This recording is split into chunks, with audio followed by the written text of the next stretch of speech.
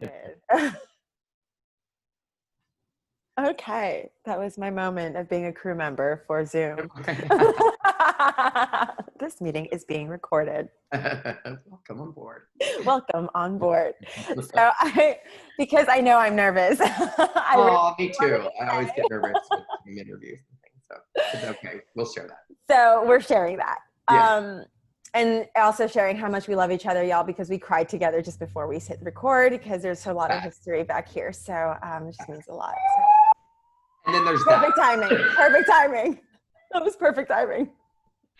That may happen for maybe like another 20 minutes. We just gotta be all, I don't know. Good. It's so all good. Sorry. Good gosh. I almost went outside and then I was like, oh, my dog. And so anyway, namaste. Namaste. Blessed are the flexible. Right on. And why not get creative? Because it actually starts off pretty creative. It all started with you, with Madonna. So yoga started with Corbin because of Madonna back in an article in 2002 in GQ magazine, where she says that hot yoga was her answer to all her hopes, dreams, doubts, and fears. Well, the rest is history. And so my friends, Corbin has been involved with acting and modeling, gymnastics, dance, cheerleading, broadcasting, and Tae-Kwon-Do.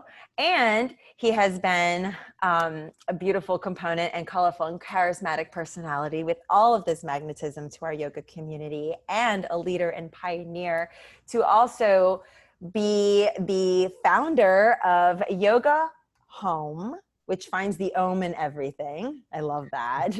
And he also is the founder of Madonna Stacy Corporation, which offers scholarships to yoga, those wanting to be yoga teachers. And here we go. That's where it all started, was Nama Stacy.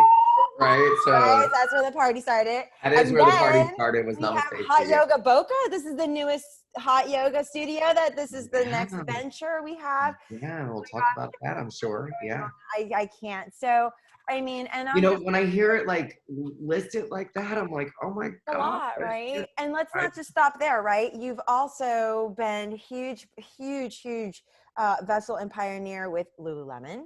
With Florida, all over Florida, not only just Florida, but all over.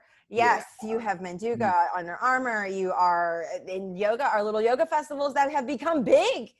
I mean, 11/11 went into something, whoa. Crazy. And so, I mean, look what's going on there, down to like Miami. I mean, wow, there is a lot going on with Corbin. And not only that, but Corbin was one of the main reasons why I started Jai Bhakti Yoga Foundation in New Orleans. Corbin was the first person I called on, how do I start a yoga business? What do I do? And Corbin was the person that gave me all of the tools and basically held my hand and has been watching me grow as my big brother. That is a factor. Yeah. So from Puerto Rico to Florida, and from Florida to New Orleans, and now from New Orleans to back to Florida and beyond, I am with Corbin Stacy. And so I want to open it up to Corbin to share quite a bit. First and foremost, how did Madonna inspire you to get into yoga? Besides all of her quotes and all of her things, what about that made you decide that you needed to go Google the zip code of the nearest hot yoga studio and get your butt in there? Let's start. Let's start there. That truly is what happened in 2002. Do you remember the Ray of Light CD? Yes, I love the Ray of Light CD. I mean, utilize some of those songs in my yoga playlist. There it is. So that era was very, yoga driven and shanti, and she had the rabbi there, and they did all sorts of like chanting and different things, and so that was really on fire for her. She did the spread in W magazine and like all the yoga poses with the Jivan. She did that, sickness, and really Ashtanga is her shtick, and so I was like, Ashtanga, like that seemed like so foreign to me, and that didn't even come back into my yoga career until I started doing really kind of teacher trainings and stuff, like the yoga, because I'm a part. I'm sure we'll talk about all that stuff soon. But yeah, she said it was cool, and I was a 23-year-old flight attendant sitting on a jump seat at JetBlue Airways, and I was actually making my way into leadership, which I spent most of my career at JetBlue doing, which was, unneeded yoga in corporate America, New York City.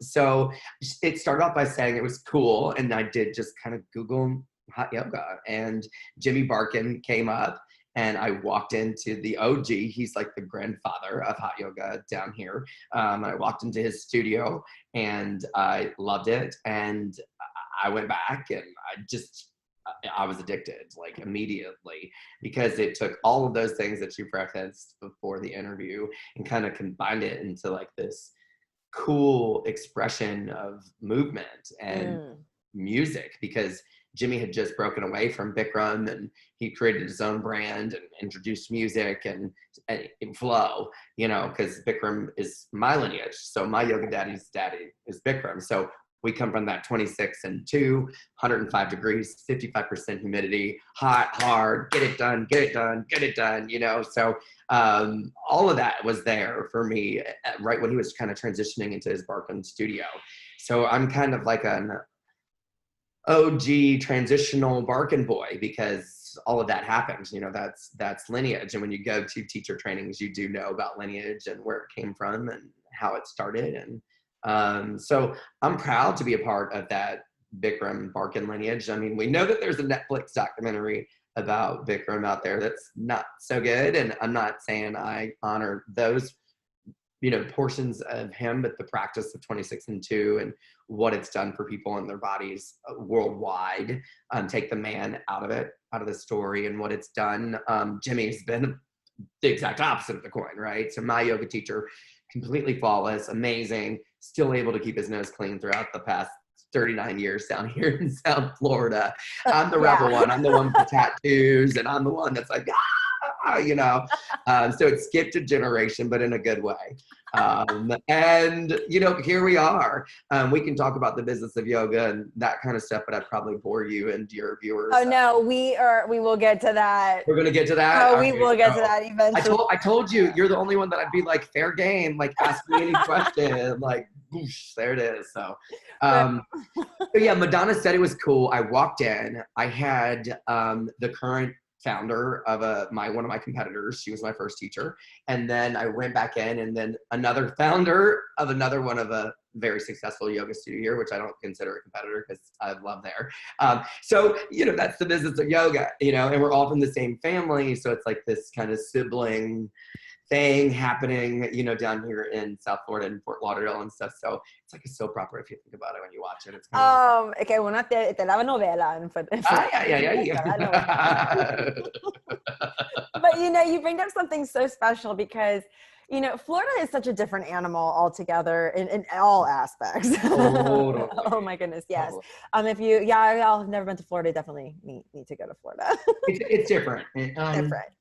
But something that is hard to find in Florida is authenticity. Something that you have is authenticity. Thank you. So you also bring out a lot of that in your students. So tell us about what does authenticity mean to you, and how did yoga bring that out in yourself because of that creative expression you were able to vibe with? Yeah, so really great questions, and if I heard them correctly, because I do have a monkey mind, I tend to travel and answer my own. Vriti. Yeah, exactly. So authenticity to me is satya, which is my most favorite Sanskrit word in the whole Sanskrit dictionary.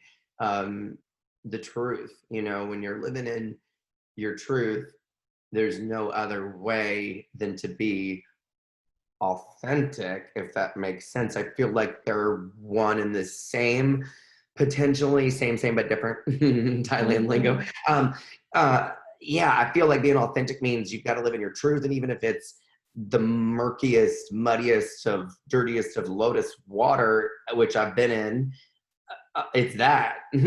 Or if it's the blossoming of that lotus, then it's that. You know what I mean? But you can't say it's just this. Was never this. Look at this beautiful flower. This is me. I'm a yoga celebrity, but I never had any problems.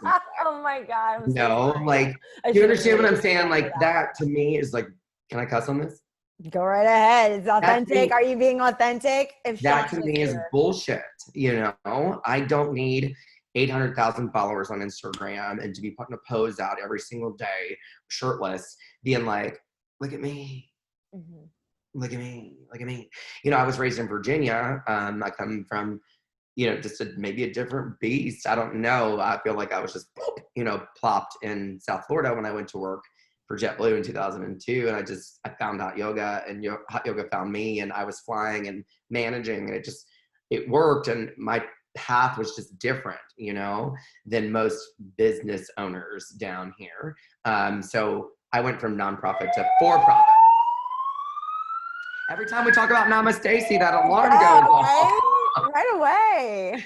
Every time we talk about Namaste Stacy. So yeah, it's a little different for me. Like I said, it was a hobby. Like I loved it in the beginning, and then I got trained, and Jimmy was like, would you be interested in a class? Like before we even graduated, and I went through it to deepen my practice to figure out what the hell these people were talking about if they thought their shit didn't stink. Pretty much is what the reason I went through training. And when I came to found out, like, no, that you shouldn't be acting like that, then I started to have to shift my own gears. And that's when I launched Namaste Stacy Yoga Corporation to actually help people become teachers, to actually figure out what this magic was. It wasn't just some stick figure in short shorts that poses that you could not attain. So that was always my vision from like inception. In my experience, because the path I took was very competitive. Yeah, am I making sense? Yeah, and so you took this like competitive nature, and you were able to like kind of hone in on it, and then start to be like, you know what, this is who I am, and this is what I'm going to offer, and this is what I'm going to do. And then absolutely, you started to see that in others, and then like kind of wanted to. Let me continue in the story, because I think I started with Jimmy offering me a class, and he offered me a class. He said, I'm just going to create a class for you. You're not going to take over a class. I'm going to launch a class. It's Sundays at 12. I was like, what? The only thing I knew about Sundays at 12 was hanging out at Rosie's down in Wilton Manors here in South Florida, which is the LGBTQ community. I think we're supposed to add an I behind it now. I don't know. But is that, you know, that's our little neighborhood. The only thing I knew was drinking beers and calling it Sunday Fun Day. And so I was like, really, Jimmy? Buzzkill. And so what I ended up doing was calling it Sunday Fun Day, and starting with dance music, because I was a cheerleader, a dancer, and I liked to club and club dance. And so that's what I did. And I had like 13 people in my first class, and then it was only up from there. People were like, what was that? People were kind of coining their classes, anything back then. I grew up on stage. I did a lot of dancing and, you know, worldwide performances and stuff. So, you know, I always knew you needed a shtick, and I came from the best of the best with Jimmy, who is an actor, you know, singer. That's what his passion was. So I was trained by the best of the best to tap into your skill, your magic, and to flourish. So that's really kind of what happened with me, is I was my most authentic self from the first class I ever taught. I mean, he made us teach, OG, we're talking about OG. I mean, he did make us teach. He has a set sequence, the Barkan Method, which is derived from Bikram, the 26 and 2. So he added music and made some dynamic moves in the beginning, and then turned it into more static, where you get that 26 and 2, and added music. And so, and also created his extra, you know, signature Chaturanga Dandasana, down and up. So he's got some signature moves and some different things that he did to create and coin the Barkan Method, which is now in like probably, I don't even know how many countries he has the trainings in now. So he's phenomenal. And so I mean, I recommend his training to anybody, and I have my own current teacher training. Yeah, me too, right? I'm like, and I still. I'm like, go take his level 2, 3, like at least once, like freaking go get that shit. It's great. You know? So I've always honored him, which is the biggest success story, you know, to date, because of where we'll fast forward to where we are now. So I'll pause with that. I think I've been authentic from day one, just being like, I'm a gay boy that likes to drink on Sundays, and I'm gonna play loud music, and we're gonna sweat to this music. Does it work? Okay. Oh, it does. Awesome. Back to flying, I went. Back to JetBlue and fly, and I would just teach on the weekends. But then something happens, and then I launched Namaste Stacy, and I started giving back, and to be continued with. I'm sure your interview. Gosh, I'm so excited about Namaste Stacy. Yeah. So that's that. So authenticity and just living in your satya and your truth. And like, I haven't always been there either, especially when I was first being pushed into the light, like into like festivals and people being like, who's this person? And are his words matching up with his actions and things like that. And I've been quoted before about my past and what I've been through and my struggles with addiction and different things. So, I walk this fine line of like, like I want to be my most authentic self, but yet the community needs a certain thing, and there's a time and a place. And so anyway, we'll pause right there. Commercial break, right? Oh, commercial break. Good point that you brought up. They better knock it off. I love it because it's always like on point. It is, right? It's like, I said we should take turmeric shots or ginger shots every time it goes off. We're gonna need to do that. I love that you brought up, it's probably Namasatya is going to be the next studio. You heard it here. My gosh. Here first. That's the way brands are created, by the way. Flies like that. Yeah. Yes. Wow. That'd be interesting. Bhakti Yoga Foundation will take 10%. Thank you. There it is. Donations. We're recording it. So it's yours, girl. It's intellectual property. I love you said you're magic. And also, you have a nickname, the Magic Man. I've seen that before. And they have said that before, yeah. Is that magic, that nectar, that sweetness, you found that had you not gone through those addictions and those struggles in the past, that you would have never found that nectar and authentic self if you didn't go through those struggles? I think I knew of my magic in the struggle, which makes it even more of a struggle. So if that makes any sense, I sound like a stoner, which I probably am. So yeah, I mean, without the struggle, yeah, all that.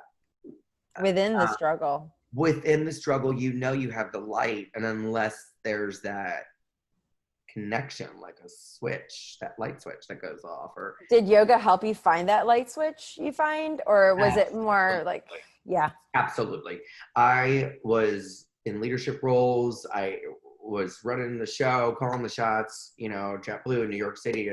I thought I knew everything at 33 when I went through training with Jimmy, in 2011, July. No, I didn't.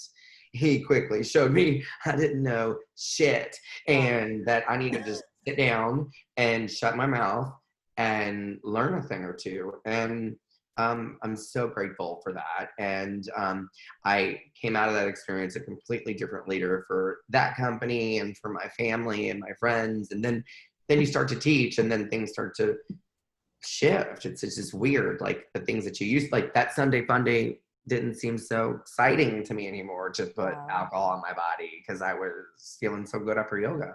Mm-hmm. So different things, everybody has their own story.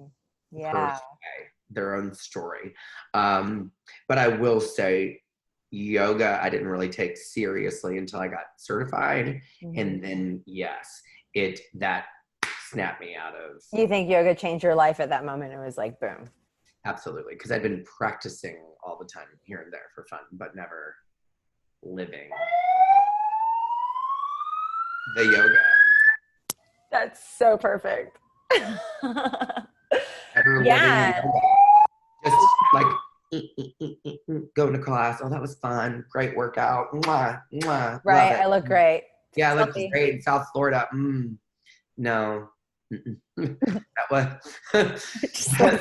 no, that wasn't what I was feeling. I was feeling something completely different, and it just takes control. And just, yeah.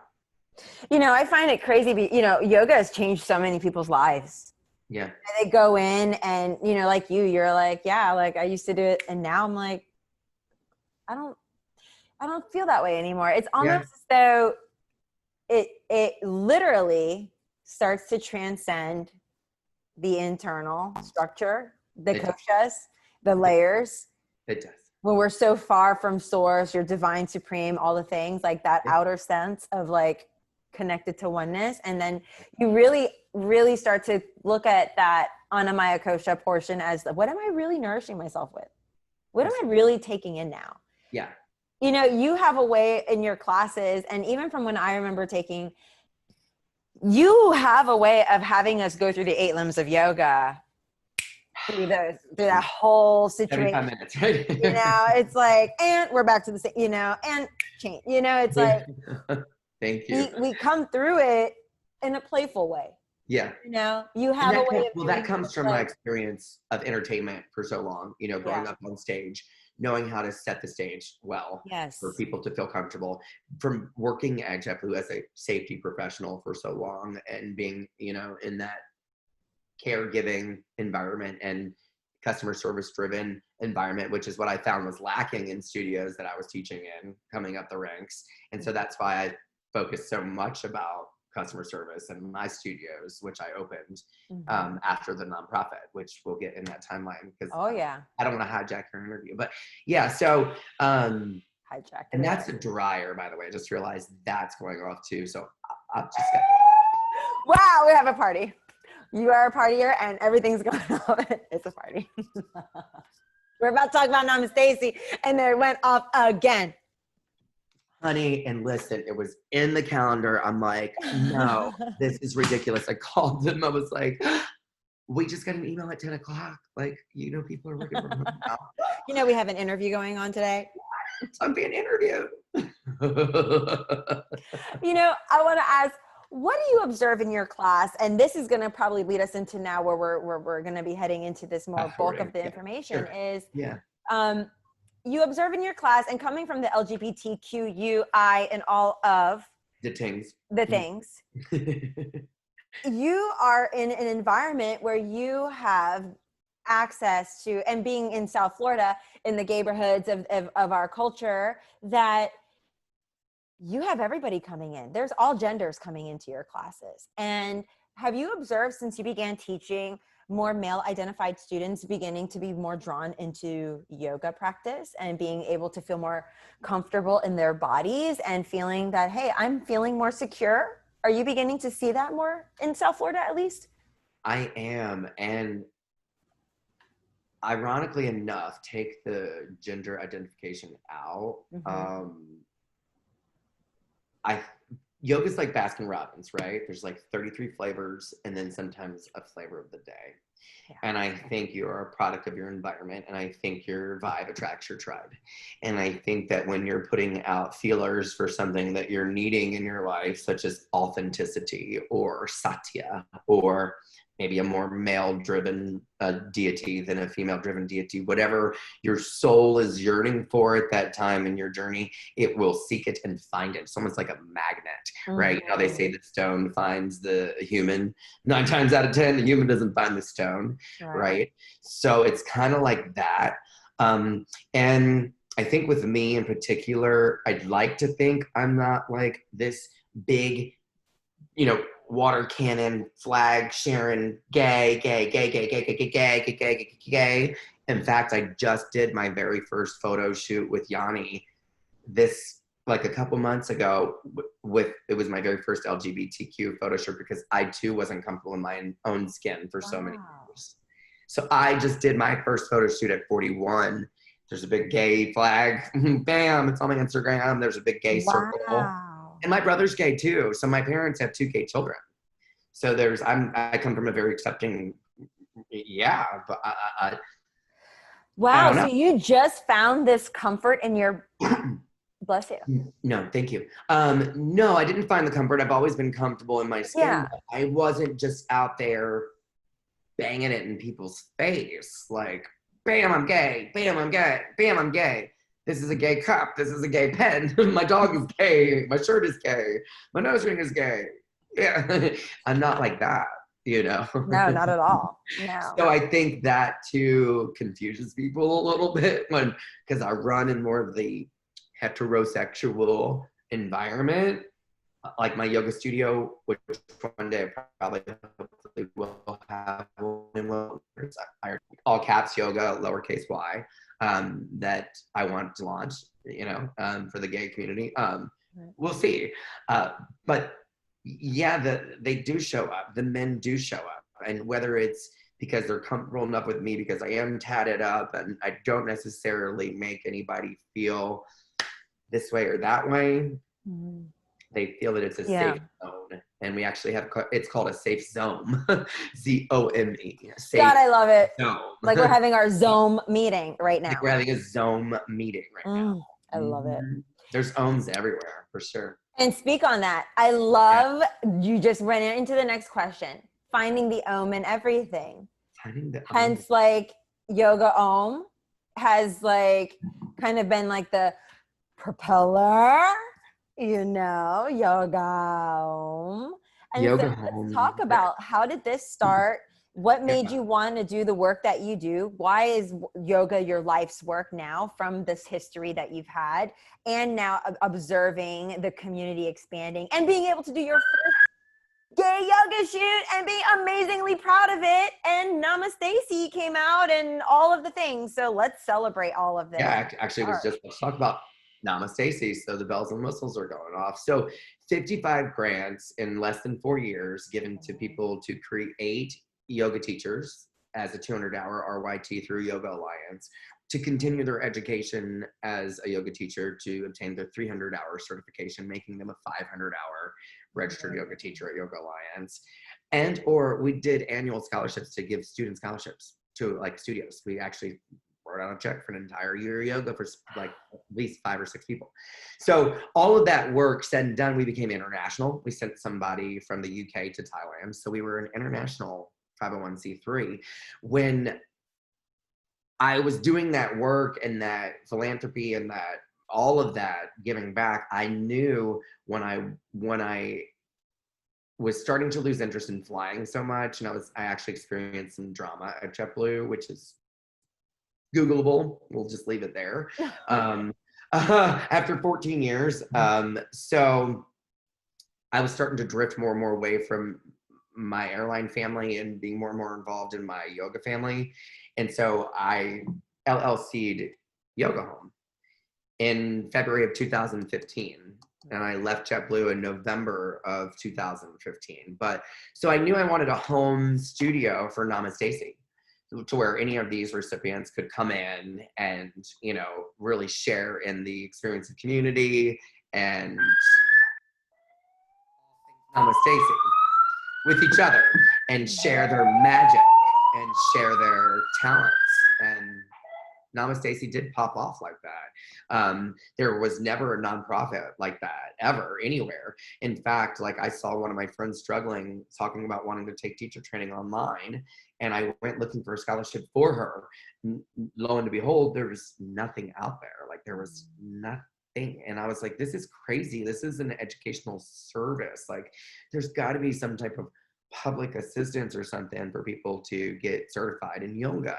And there wasn't. I mean, if you found something, it would be like a studio maybe saying, you can take our, you know, teacher training for half off and you may get a job with us. Or, you know, it was like little independent pockets of like studios saying, we offer tiny scholarships here, inquire within or something. But there was never anything like Namaste Stacy at all.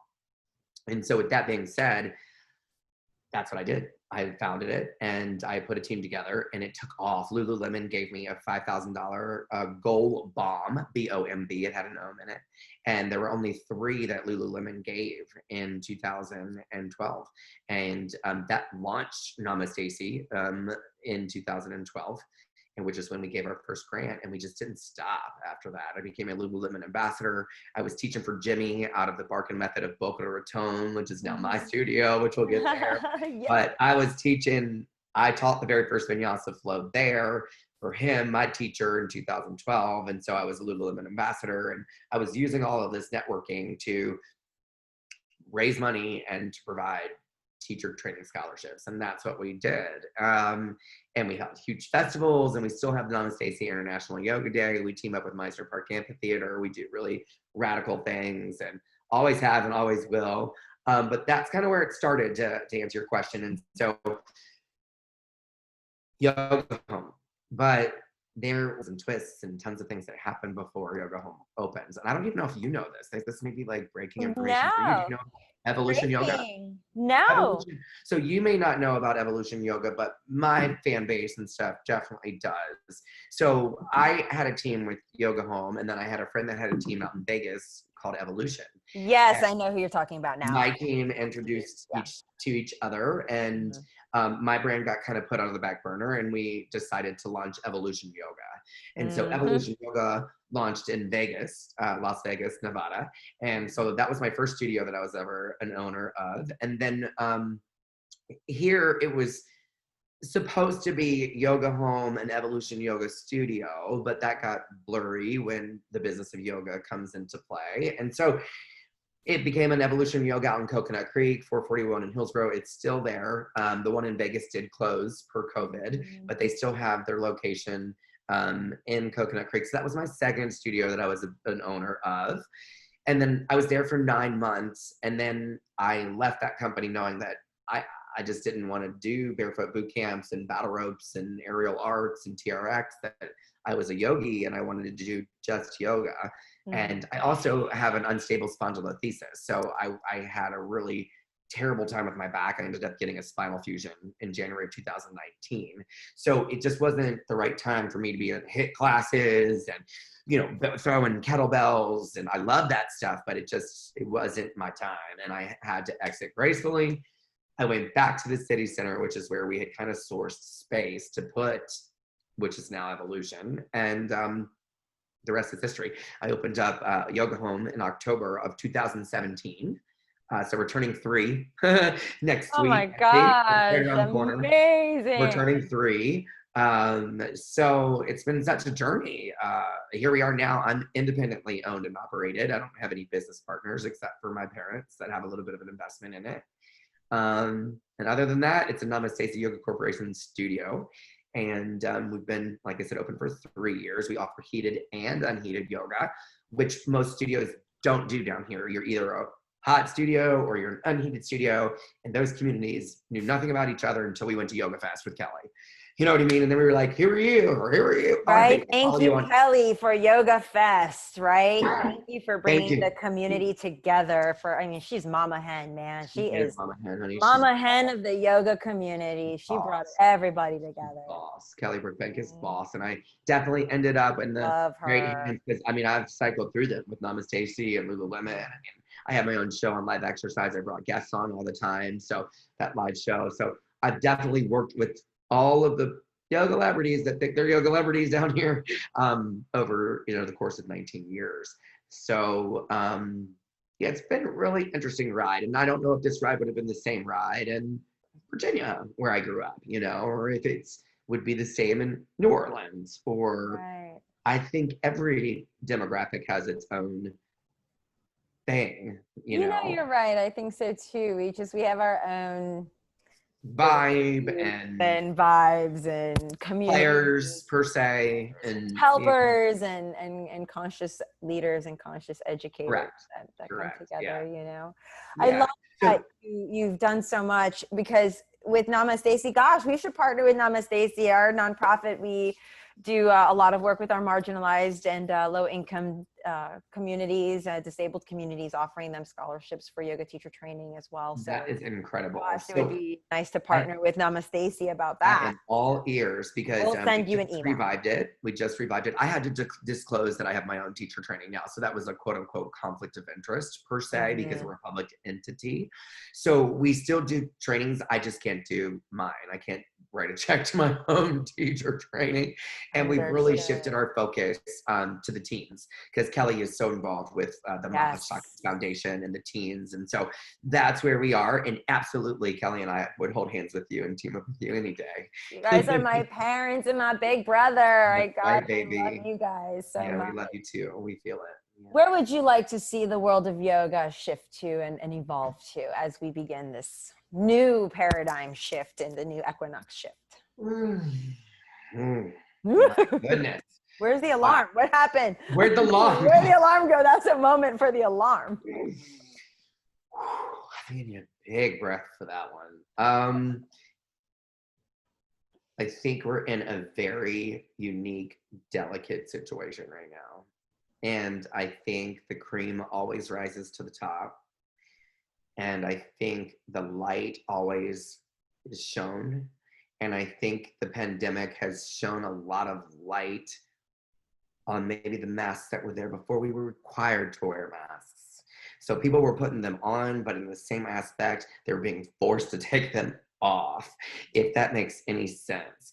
So now, I mean, if you look at the statistics before COVID, for every one yoga teacher that was employed by a brick and mortar studio, there were 2 yoga instructors in training.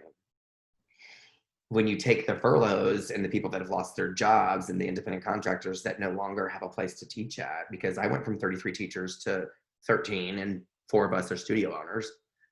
Oh. So, you know, Core Power shut down how many locations if they did not just close altogether. Major yoga studios in New York closed their doors.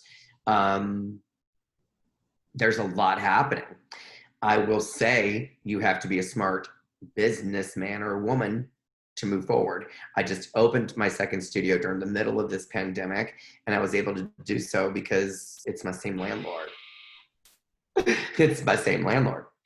You know, they have 52 more properties other than the 2 that I'm in here now in South Florida that they're willing to take me into. They're already asking me, do you want to go to Jupiter? I'm like, slow down. You know what I mean? Like, sounds awesome, but I'm a firm believer, per, you know, my upbringing at JetBlue, organic growth. I don't want to have 100 yoga studios just to say I have 100 yoga studios. I don't. I want to have 2 really spectacularly customer service driven, respectful yoga studios, and then maybe I'll think about the 3rd one. And then I want to have 3 really successful customer service driven yoga studios. Exactly. And then I'll think about my 4th one. Yeah. And then creating the headquarters. Look, the headquarters is right here. I'm home. This is the OG. We call it the hot yoga home quarters, is what we call it. I love it. My house in Pompano. Yeah. You know, I love that you brought up COVID. How has that affected your studios inside? Have you been opening up the studios? Are they still, you're still doing streaming? How is that working socially, distantly, all the stuff? So Corby's always been different. I'm different. I don't like to follow the norm. Y'all want to go one way, I want to go the other. I don't like it. So everybody immediately was like, boom, Zoom classes, boom, this, boom, that. And I come from radio and television. That's what I went to NTSU for a bit. And so you know, it's in my blood to know entertainment and TV and broadcasting. And I wasn't putting out anything freaking basic at all because not basic. So not basic. I took like 10 days and I just gave the kids free yoga and I put it on our YouTube channel. Yeah. And then we ended up having to shut down, and we were shut down for 2.5 months. Mm-hmm. I went home to Virginia to kind of just pull my thoughts together about a brand and what I was going to do. And then like, boom, I was like, oh my gosh, everybody wants safety. I'm a safety professional. I was a flight attendant, safety professional for 14 years. Like, oh my gosh, this makes perfect sense. I'm going to merge both my worlds together. Boom, it's going to be, I'm going to recoin everything. And we're not going to have a week free. We're only going to have first class free. And we're going to raise our prices to match because I know they're going to take us down to 50% capacity or whatever it was. And I'm in Broward, which Broward County is different than just Palm Beach County where I opened my second studio. Amazing. It's 10 by 10 spacing here with masks and all these restrictions and blah, blah, blah, blah, blah.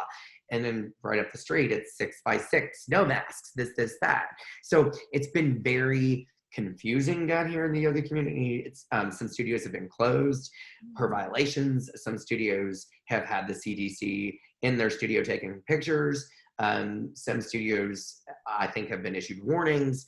I know some hit studios that I'm friends with that own Body Tech and stuff. They've had like cops in their face like nonstop. There was actually petitions to like, they were not doing anything wrong. There were just people causing trouble, complaining on them, wanting to get them in trouble. They're competitors, you know. So COVID has turned my beautiful build out into having stickers on the floor, you know. So it is different. It feels different. It looks different. I don't know if it'll ever really, bam, go right back to where we were. I mean, we're in phase 3 now here in Florida. Oh, wow. So everything is just like, everybody literally, I don't know, does like, are we back to normal? Like everybody. It's like that. it's like that right now. It's so weird. But I'm on the 3rd floor of the Pompano City Center, and Wait, you're on the, you cut off real quick. Where were you? Where are you? In Pompano? Currently, you know, when COVID happened and when it went down, I didn't have 2 studios. I didn't even know that it was an option until I got back from Virginia. It was never premeditated or anything like that. Like, it literally fell in my lap because of COVID. Oh, wow. So went home to Virginia. I'm sorry, back me up. And then we were talking about this next studio that came into your lap. Oh, we were talking about just in general, like COVID. Like, yeah, COVID hitting your. Okay, so COVID hit, and I just gave the kids like 10 days of stuff. Everybody else started doing like donations and Zoom and stuff. Well, then I went dark because my personal life, I had a separation and I had some things going on in my personal life, and I went home to heal, and I wanted to rebrand, and I only had 1 studio, and I was able to shut everybody off of auto pay. I didn't continue to take money from my clients. I shut my studio completely, hard reset. And me being my marketing brain, I coined it, you know, Yoga Home 2.0. Nobody really knew what it was until I knew what it was. I was cleaning up my website. I changed my website from a dark background into a white background. So like it came from out of the darkness into the light. Like Gloria Estefan. I took the opportunity to let my independent contractor teachers paint a mural in my unheated room. I went and hit the books with Booty Yoga and got certified in 2 more modalities of Booty Yoga. So I'm certified in 3 modalities now. All of my other teachers did too. So we were just building a moat around our brand, like teaming up and figuring out what we were going to do. We were going to reopen with like, bam, like I am, like, bam. Here's your classes, here's this, here's that. And the vision of the whole airline and all that stuff, that didn't really hit me until I was like, these people need to feel safe, and there needs to be like boarding procedures. You need to get your temperature checked. It's touchless entry. You have to do this. You have to put sanitizer in your hands. You have to take your shoes off and sold together. You know, I mean, there's policy now, you know, where before it was just a free for all. Yeah, home. You treated it like home. Yeah, so that was the biggest impact, was me being because I'm a big huggy, like, oh, come here, let me bring you in. Yes. You know, I'm huggy, kissy, you know, spank you on your hip kind of guy, you know, and all that stuff had to be like, I know, right? How's that like been? Oh, and I know that's what I was talking about. So we're on the not touch somebody. That was the trigger for me. So we're really intimate. We're on the 3rd floor on the Pompano City Center. And you know, so it's an indoor outdoor mall. It's not, you're not inside. So people social distance outside. Like people use the stairs to come up. They don't necessarily have to take the elevator. So that was the thought that I was trying to complete when we were trying to figure but yeah, so I've been pretty fortunate in the fact that I've always been a clean studio because I'm a neat freak, and I'm like, yeah, so I can't have it. So my studio's always been clean. And then when people saw the 10 by 10, I actually honored 10 by 10 when other studios didn't, not name dropping anything, but they didn't. And I was respectful to people. And that's the yoga sibling rivalry in Florida over there. People will remember that. That's all I'm saying. I don't make the news. I just report it. So, you know, seriously, like, I think people will remember the safety protocols, the customer service, the concern for their overall well-being and health, and not just telling people we're losing all this money every week, you know. So I think we have the recipe for success. We show our authenticity. We're proud of the shit we've been through to get where we are. We don't hide from it. Kelly nor I hide from it. And Kelly is also a very strong business leader in the yoga community as well. Just super mindful. She has taught so many of us so much. What has she given you some beautiful nuggets to inspire you and motivate you as well? Oh my gosh, so I've only had 1 teacher training without Kelly being my co-director. The first one I only had a lead trainer. I was the sole director.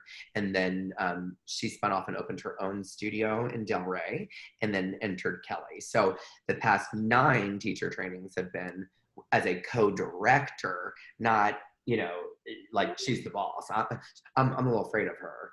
Like she's my boss. Yeah. There's So, that like, mom side of her that you could be like, a little like, ooh. That's all her. She's doing that for 14 years. She's amazing at it. I don't talk around her. I listen because every time I'm around her, I learn. Right. Especially because I come from the Barkan hot training where it was nothing but hot Barkan method training, both 200 and 300 hour. I'm a 500 hour master Barkan teacher, right? So I wasn't really introduced. She's from Kripalu and she's a pranayama expert and Pranayama she princess. knows philosophy like it's a soap opera and she can talk to you about philosophy. And I'm all like, what? Like, so yes, she's my teacher. I officially, sorry, I know I'm not supposed to touch the camera. I know that she's got a lot to teach me still. And I honor that. We have a great relationship. Kelly comes from Charlotte, North Carolina. I come from Fredericksburg, Virginia. I don't know if that says anything about how we were able to work so well together and maybe speak the same language a little bit. I don't know. We kind of just see each other and love each other in all of our. Just so aligned. Corbin, will you share with us in the last 5 minutes we have together how we get in touch with you? How do we get in touch with Corbin? How do we study with Corbin? How do we find I know. I feel like I could go 55 more minutes with you. Are you cutting off because you have someplace to go? Because if you have any other questions, I'm happy to. I know, right? I'm like, I have another interview at 3. I know. I actually have a coaching but you are that kind of girl that I feel like I could talk to. Right? Oh my gosh, we are going to have another conversation, y'all, because we're going to have a conversation about the business of yoga. We should. That's going to be the next episode. That's for our yoga so yeah, so the spinoff One Room Hot Yoga Studio is a new company. It's Hot Yoga Home LLC. So my one room studios will be Hot Yoga Home. My 2-room studios, heated and unheated, will be Yoga Home. But you can find all things hotyogahome.com.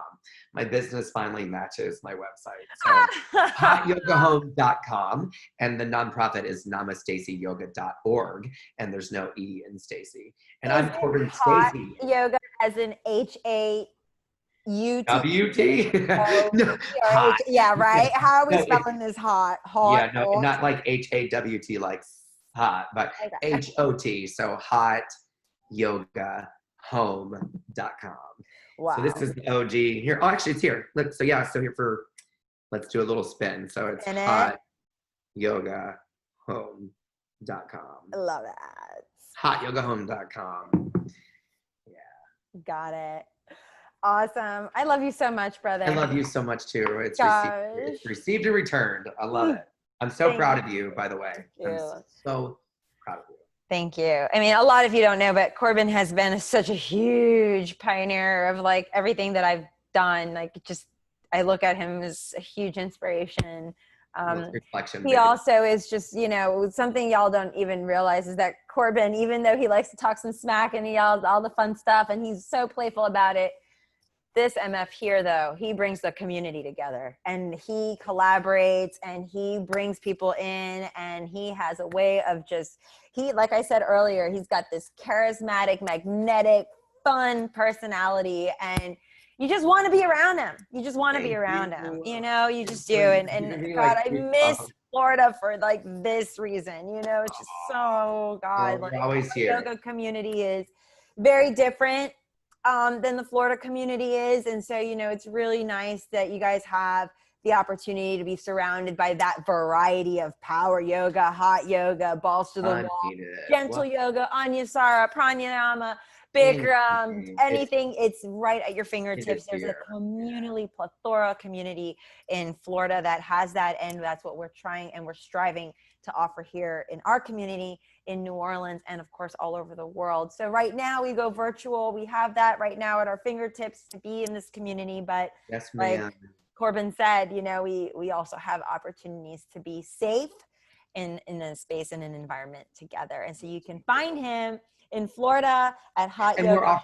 We're offering live streaming classes. Actually, my live stream class is Fridays at 12:30 Eastern Standard Time if you want to take one of my classes. But yeah, we are offering live stream classes as well. So yes, always love. So good.